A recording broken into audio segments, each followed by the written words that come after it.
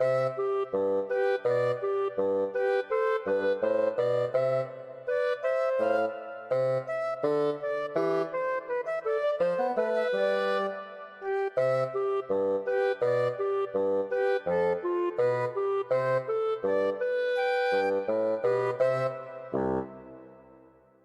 is the Maverick Minister Deranged Bible Stories podcast series. Hello, I'm Mike Davis, and welcome to the Great Heroes of Israel collection of the Deranged Bible Stories podcast series. I'm your host for this and all of the episodes in this series. If you've listened to any of the other episodes, then you might remember that these stories are based on my deranged thoughts regarding certain readings from the Jewish and Christian scriptures. This episode continues a collection of stories about some of the great heroes of ancient Israel and my thoughts about what some of their spiritual experiences may have been like. Please be reminded that these stories in no way claim divine inspiration, nor do they seek to demean the writings in the Bible. I hope that you enjoy this one, and thanks for listening.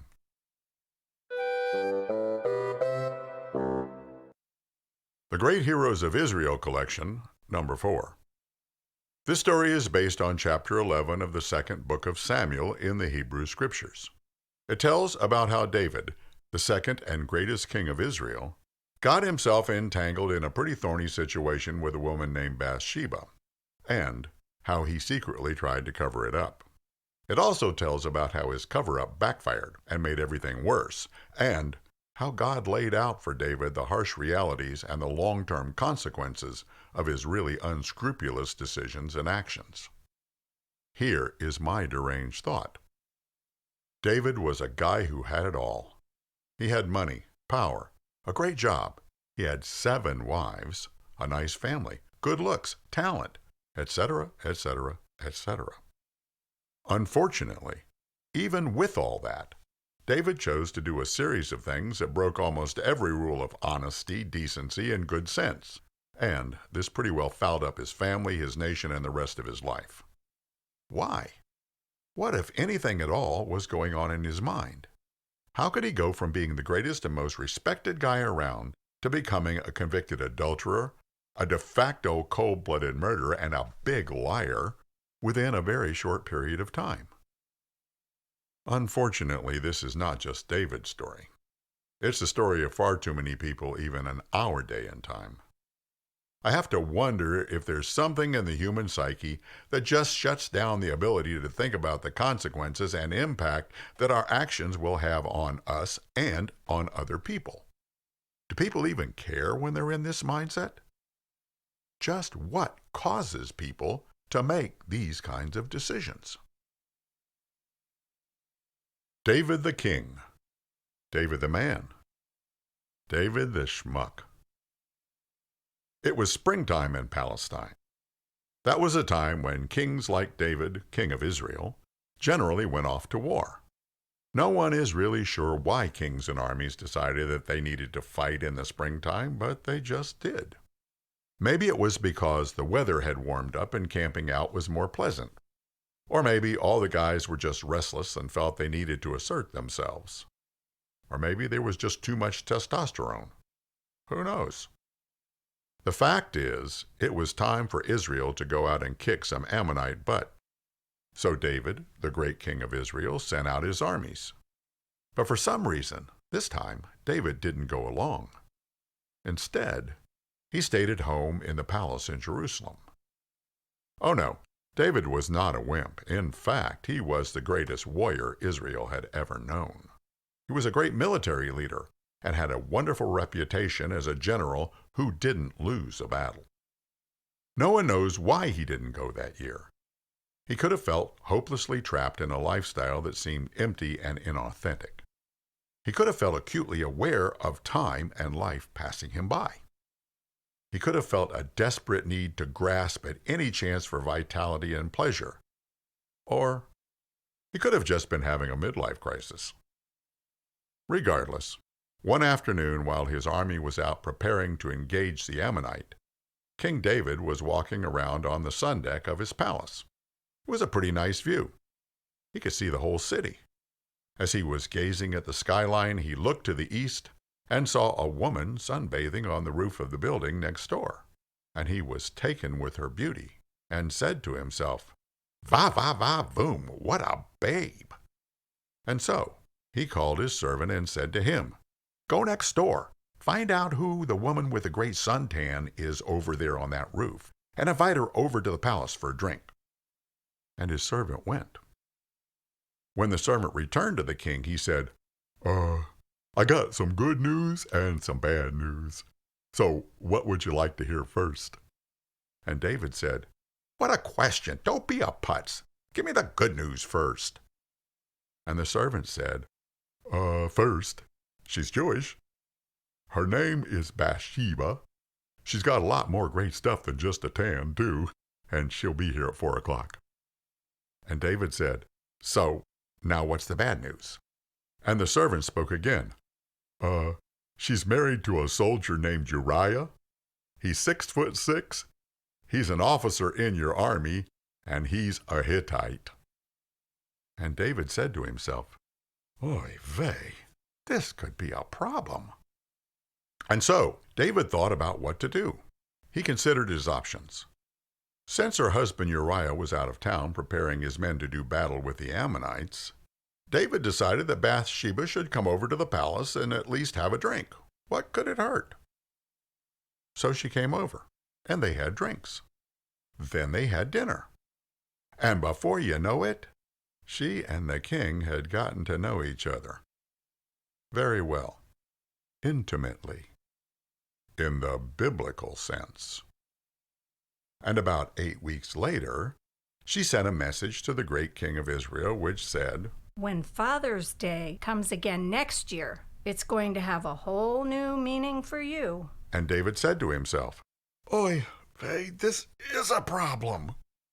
But David, who was resourceful and a man of quick thinking, immediately sent word to Uriah the Hittite, husband of Bathsheba, to come home and give him a report about the state of the army in the field. This Uriah did. And when Uriah arrived, David thought to himself, "Oy vey, it looks like I've dodged that arrow. Whew."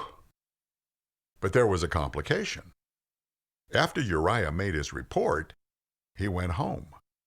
But he wouldn't go into the house to spend any time with his wife Bathsheba. While he was in town, he ate his combat rations and slept each night in a tent in the front yard. David heard about this and had Uriah report to him at the palace again. David looked at Uriah and said, "Have you lost your mind? What's the matter with you? You've been out in the field for months and you come home and sleep in a tent on your lawn? Listen, this is an order from your commander-in-chief. Go home right now. Have a good home-cooked meal. Take a hot bath, relax, have a drink, and for God's sake, spend some time with your wife. For it is written that a man who sleeps on the lawn while his wife sleeps in the house will be counted among those who have lost their marbles." But Uriah said to the king, "Sir, I'm a soldier, sir. I go where my men go, sir.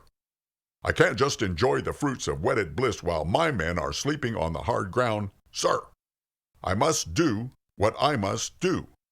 It's the soldier's code, sir." And King David said to himself, "Oy vey." So David saluted Uriah and sent him back to the lawn in front of his house. Then David began to worry in earnest. What to do? What to do? What to do? What to do? What to do? Then a thought came to him. There was only one thing to do. So the mighty king sent Uriah back to the battle and made arrangements that he might never come home from the war again. Uriah was given a heroic funeral, and after an appropriate time of mourning, David took his widow Bathsheba to be one of his wives. After all, he only had 7 of them already. What's another one? After the marriage, David felt bad about what happened to Uriah. But he reasoned that it was for the greater good, since this avoided a political scandal which at this particular time could have compromised national security. It really was his own fault anyway, thought David.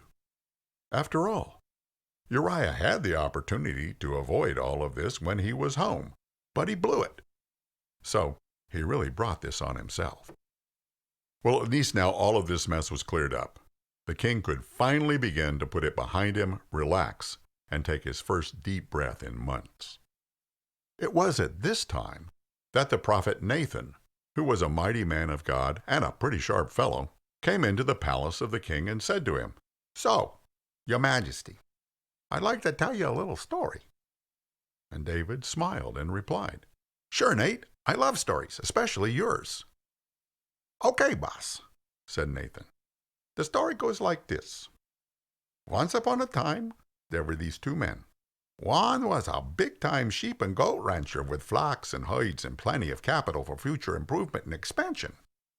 And the other was a man who was kind of blue-collar. He had just one little lamb.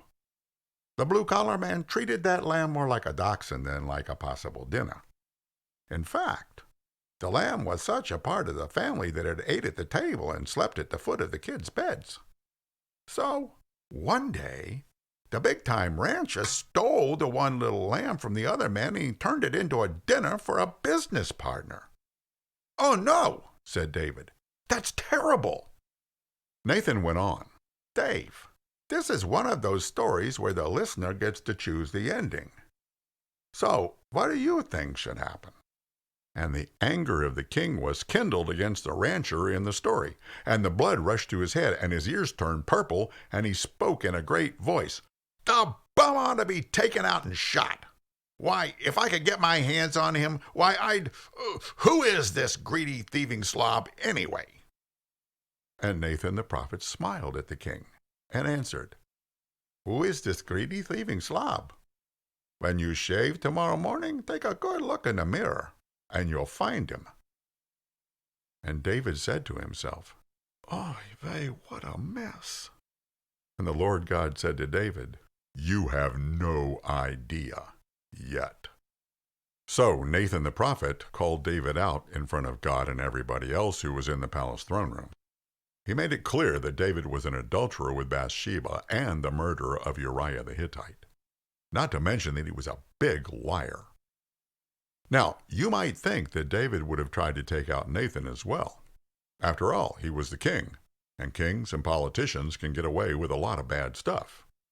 But that wasn't what David did. In fact, David didn't really have time to do or say much of anything before God started talking. "Dave, I made you king of all Israel. I saved you from destruction time after time after time. I gave you all that you see around you, your palace, your wives, your children, your wealth, your strength, and your health. And if that wasn't enough, I would have given you even more. But you didn't ask me. You didn't confide in me. You didn't try to let me help you with whatever was bothering you. You just took everything into your own hands, so to speak. You decided to play God. And now, look what's happened." David opened his mouth to speak, but God cut him off and said, "Not yet. Don't you say anything yet. I'm not finished with you. What you've done doesn't just affect you. What you've done affects your family, your people, and this entire nation. You used unsuspecting men to murder Uriah in a war. So now war will never leave you, or your family, or this nation, and that is all on you. Understand, this is not my punishment. I'm not doing this to you. You've done it to yourself and to everyone else. David, you've set an example of dishonesty and manipulation that is now even imprinted on the minds and hearts of your own children. Do you think that even you will be safe from their self-focused ambition and their willingness to use what you have taught them against you? The difference will be that you try to do everything in secret. They won't bother. They'll do it all in broad daylight. What were you thinking?" David didn't reply. "Now, David," said God, "say something now." David, with his head in his hands, said, "Lord, I have no excuses. You're right. I have no one to blame but myself. I've sinned against you. I've sinned against my family. I've sinned against my nation. I deserve to die." And God spoke again. "Oh, no, David, you won't die. death would be too easy. You don't get to escape all of this. You have to live with it now. And as for what you deserve, it's lucky for you and for all of humanity that I never give anyone what they really deserve. In fact, I even forgive you for all you've done. Believe it or not, my love for you remains as strong and genuine as ever. That's because I don't ever change who I am. But your life is changed for all time, and not for the better. You're going to struggle with so much that could have been avoided. What you've set into motion in your own life, in your family, and in this nation can't be stopped, not even by me. But looking backward at what was is not as important now as looking closely at what is and what can be as your life goes forward. None of it's going to be easy, but it will be possible for you to salvage the kingdom and rebuild some kind of tolerable existence going forward. That is, if you are willing to stop being a fool and work at being the person you were created to be. Just remember, regardless of what you've done, I am and always will be here with you, just as I have always been, to guide you and to care for you. Going forward, you might want to consult me before you make any other major stupid decisions. So, David, do you have anything else to say? David just looked up with tears in his eyes. There was nothing left to say.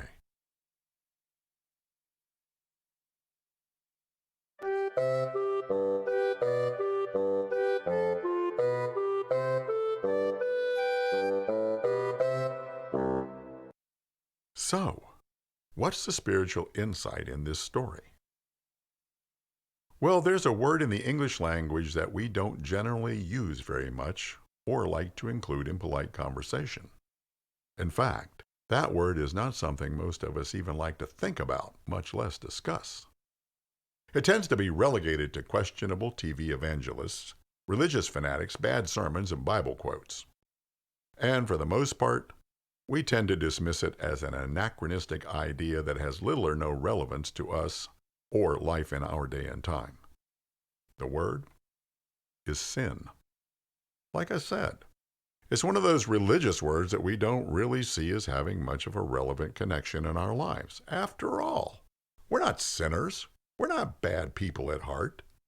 And while we might do some things that aren't exactly moral sometimes, that doesn't make us depraved or corrupt. But this story of David is all about that word, sin. And if we look at what the word really means, rather than what we may have heard in a negative religious context, we might find it to be a lot more relevant to our lives than we ever thought possible. So, to understand sin a little better, it might be helpful to look at it in a different context than just total depravity and corruption. You see, Thomas Aquinas, who was a great medieval theologian, explained sin by saying that even from birth, we have a strong tendency to become extremely self-centered. Now, this extreme self-centeredness, which he called sin, pretty much shuts down any capacity in our thinking for relationship, empathy, compassion, kindness, patience, self-control, and or love. But this extreme self-centeredness, sin, does give us the illusion of being invincible and in control of our lives. It fills us with an overwhelming drive to focus on getting what we want when we want it. And it convinces us that whatever we do, it's justifiable no matter what the negative consequences are that it has on us or others. He also threw in that sin is able to convince us that using and abusing others for our own enjoyment and desires, regardless of what happens to him, her, or them, is okay. My summation of Mr. Aquinas' definition is this. Like in the story about King David, sin is destructive. It can destroy all kinds of relationships. It can destroy other people's lives. But most heartbreaking, it can ultimately destroy us. Sin, left unchecked, destroys our ability to relate to other people, to God, to the universe, and to ourselves, which, like David in the story, ultimately leaves us lost and alone. So, can you think of any people or situations in your own life or in our day and time that might have encountered or been influenced by sin? I sure can, including myself. but on a much smaller scale than David. So what do we do about this sin business? A friend of mine who is a herpetologist and handles poisonous snakes to make antivenom once told me that sin is like picking up a poisonous snake. He said, if you know how, it's pretty easy to do it without getting bitten. Not only that, he said, that the experience of holding the snake is pretty exciting and makes you feel invincible while you are holding it. The downside is that at some point you have to put it down, and that's the hard part to do without getting bitten. He also stressed that the longer you hold on to the snake, the higher your percentage of getting bitten becomes. And the more you think about how to do it properly and worry about getting bitten, the more likely you will be. So I asked him, how do you keep from getting bitten by a poisonous snake? He said, that's easy. Just don't pick one up and you don't have to worry. But if you do pick one up, be prepared to get bitten, because everybody who handles one eventually does. So what does this little poisonous snake story have to do with how to deal with sin in our lives? Well, Jesus, the Jewish carpenter, used to say at the end of stories like this that he told, those who have ears to hear, let them listen. If that doesn't really make much sense to you, then just substitute sin for snake in the story.